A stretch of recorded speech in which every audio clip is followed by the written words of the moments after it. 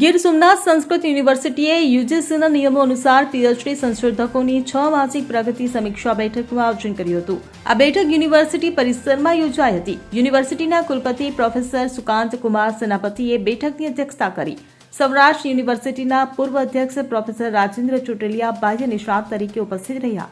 પ્રભારી શોધ નિર્દેશક ડોક્ટર પંકજકુમાર રાવલ અને દર્શન સંકાયના અધ્યક્ષ ડોક્ટર જાનકી શરણ આચાર્યે માર્ગદર્શન આપ્યું. ડોક્ટર બી ઉમા મહેશ્વરી અને દર્શનમ સંશોધન કેન્દ્રના ડોક્ટર લક્ષ્મીનારાયણ ભટ્ટ પણ કાર્યક્રમમાં જોડાયા હતા.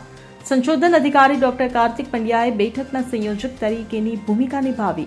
રિસર્ચ એડવાઇઝર ફેસિલિટેટર રાહુલ ત્રિવેદીએ સંકલનની જવાબદારી સંભાળી.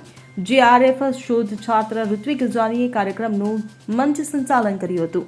Bureau report CN24 news. હવે જુઓ દેશ દુનિયાની તમામ ખબરો તમારી આંગળીના ટેરવે. ઉઠાવો મોબાઈલ અને Google Play Store પરથી ડાઉનલોડ કરો અમારી CN24 ન્યૂઝ મોબાઈલ એપ.